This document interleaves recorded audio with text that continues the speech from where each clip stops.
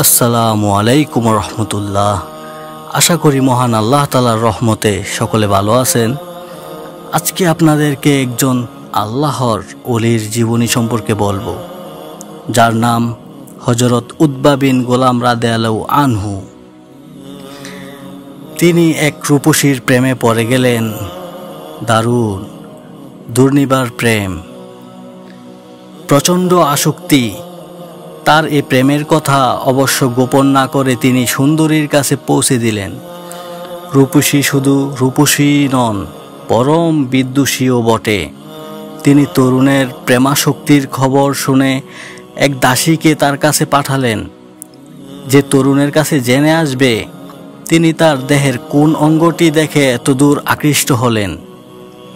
দাসী তরুণ সকাশে উপস্থিত হয়ে সে কথাটি জিজ্ঞেস করে। তিনি বললেন, আমি তার অন্য অঙ্গ তো দেখিনি, শুধু চক্ষু দুটি আমার দৃষ্টিগোচর হয়েছে। ওই চোখের আকর্ষণেই আমি প্রেমে পাগল হয়েছি। উত্তর নিয়ে দাসী ফিরে এলো। আর সে রূপসী তরুণী করলেন কি, নিজের সে অনিনন্দ সুন্দর চোখ দুটি উপড়ে ফেলে দাসীর নিকট হাত দিয়ে পাঠিয়ে দিলেন তরুণের কাছে। শিউরে উঠলেন তরুণ, এও কি সম্ভব? অথচ শুধু সম্ভব নয়, সত্য। যার প্রতি তার প্রগাঢ় আসক্তি, তিনি কেমন অবলীলাক্রমে তার অমূল্য নয়নমণি তাকে উৎপেটন করে দিলেন। বিপুল ভাবান্তর সৃষ্টি হলো তার মনে। মুহূর্তের মধ্যে পৃথিবী মিথ্যে হয়ে গেল। হায় আসক্তি, মানুষকে তুমি কোথায় নামিয়ে দাও। কাল বিলম্ব না করে তিনি ছুটলেন হযরত হাসান বসরি রাদিয়াল্লাহু আনহুয়ের কাছে, আর তার কাছে দীক্ষা গ্রহণ করলেন।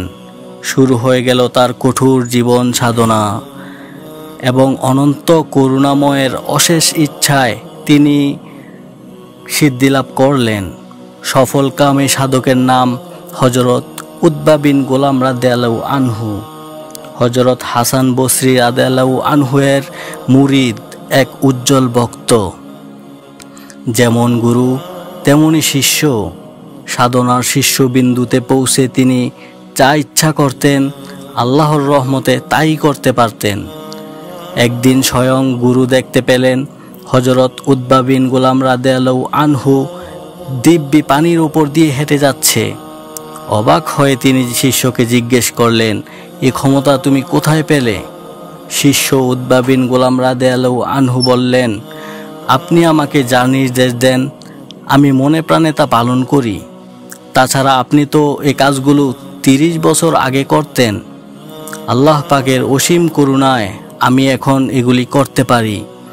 তিনি ছিলেন এক চাষি, নিজেই চাষবাস করতেন। নিজের হাতে গম পেশাই করে রুটি বানাতেন। একখানি মাত্র রুটি খেয়ে 1 সপ্তাহ ব্যাপী আল্লাহর উপাসনায় মগ্ন হয়ে যেতেন। তিনি বলতেন, আমার দু কাঁধে 2 ফেরেশতা, কিরামুন কাতিবিনের পাপ পুণ্যের হিসাব লেখার কথা মনে পড়লেই আমার মনে লজ্জা আসত। তার বিমল হৃদয়ে আল্লাহ প্রেম ও ভীতির কিরূপ স্থান ছিল তা একটি ঘটনায় জানা যায়।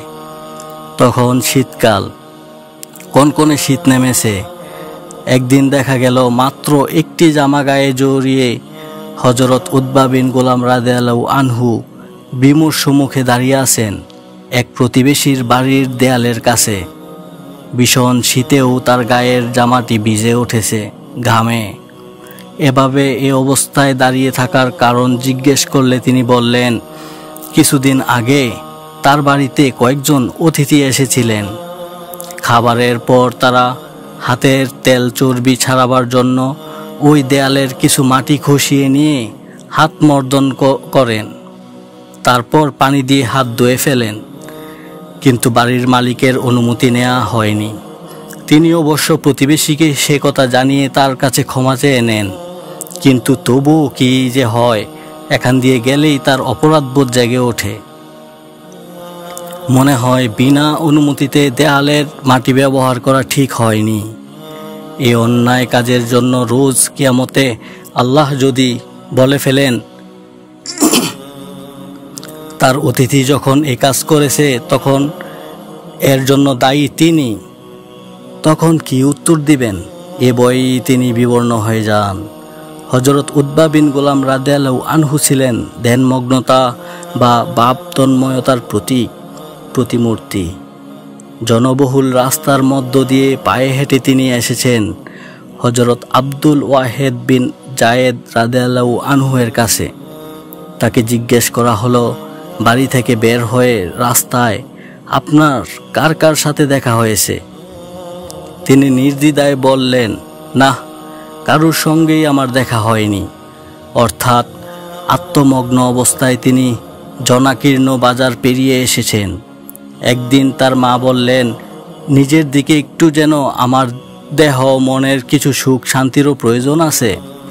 তার জবাবে তিনি বললেন, মা, বিচার দিবসে দেল তোমার দেহ ও মনের দিকে লক্ষ্য রাখা হয়, এ আমার ইচ্ছা, কেননা তা চিরস্থায়ী হবে।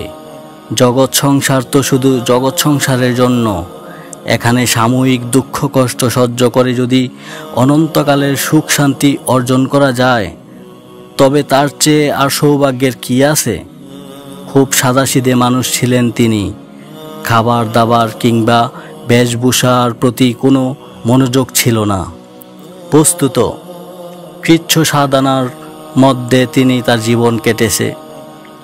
তার আল্লাহ প্রেম ছিল নিষ্কাম। একবার সারা রাত জেগে আল্লাহর কাছে যে প্রার্থনা জানান, তার ভাষা ছিল এরকম, ওগো প্রভু, আপনি আমার কল্যাণ করুন, আমার সঙ্গে বন্ধুত্ব বজায় রাখব, আর যদি শাস্তি দেন তবু আমার বন্ধুত্ব অটুট থাকবে। কখনো কোনো অবস্থায় এ বন্ধুত্বের বন্ধন ছিন্ন হবে না। এক রাত্রে তিনি স্বপ্নে দেখলেন জান্নাতের এক হুর এসে তাকে বলছেন, উতবা বিন গোলাম রাদিয়াল্লাহু আনহু, আমি তোমার উপর আসক্ত, তাই অনুরোধ, কখনো এমন কাজ করো না যা তোমার ও আমার মধ্যে বিচ্ছেদের কারণ হতে পারে। হযরত উতবা বিন গোলাম রাদিয়াল্লাহু আনহু স্পষ্ট ভাষায় উত্তর দিলেন, আমি তো আল্লাহর প্রেমে বিভোর হয়ে দুনিয়া বর্জন করেছি, অতএব আপনার প্রতি কি দৃষ্টি দিতে পারি?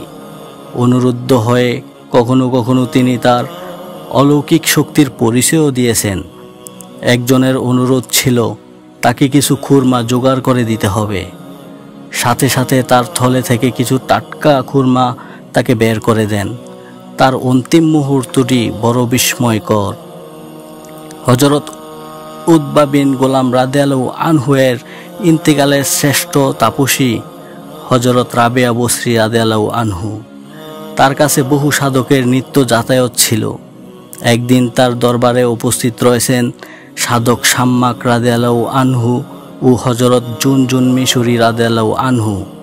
হঠাৎ সেখানে হাজির হলেন হযরত উতবা বিন গোলাম রাদিয়াল্লাহু আনহু। আজ পরনে মামুলি পোশাক নয়, বরং পরিপাটি পোশাক পরিহিত অবস্থায় রয়েছেন।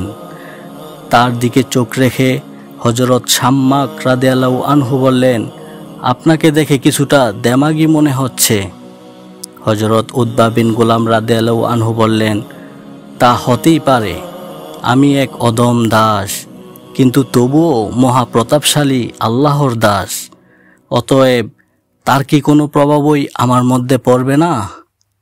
এ কথা বলার সঙ্গে সঙ্গে তিনি বুতলশায়ী হলেন। সবাই তার কাছে এসে দেখলেন তিনি তার মহাপ্রতাপশালী প্রতিপালকের কাছে চলে গেছেন। পরে এক পবিত্র হৃদয়ের মানুষ স্বপ্নে দেখেন হযরত উতবা বিন গোলাম রাদিয়াল্লাহু আনহু এর চেহারার আধখানা কালো দেখাচ্ছে। এর কারণ জানতে চাওয়া হলে তিনি বললেন, ছাত্র জীবনে তিনি এক রূপলাবণ্যময় বালকের চেহারায় আকৃষ্ট হন। মৃত্যুর পর যখন তাকে জাহান্নামের দিকে নিয়ে যাওয়া হচ্ছে, তখন এক বিষধর সাপ বেরিয়ে এসে তাকে দংশন করে বলল, সেদিনের সে দৃষ্টির এই হলো শাস্তি। তিনি যদি আবার তার দিকে দৃষ্টি দিতেন তাহলে তার শাস্তি আরো কঠোর হতো। তার এই শাস্তির বিবরণও মানুষের টনক নড়িয়ে দেয়। আসুন আমরা সকলে আমল করি। আল্লাহ তাআলা আমাদেরকে পরীক্ষার জন্য দুনিয়াতে পাঠিয়েছে, আমরা সেই কথাটি মনে রেখে চলি। আপনাদের জন্য তাজকিরাতুল আউলিয়া থেকে আমি এই উলিয়াগণের জীবনীগুলো তুলে ধরি। আরও উলিয়াগণের জীবনী তুলে ধরবো ইনশাল্লাহ। সাবস্ক্রাইব করে পাশে থাকবেন। আল্লাহ হাফেজ।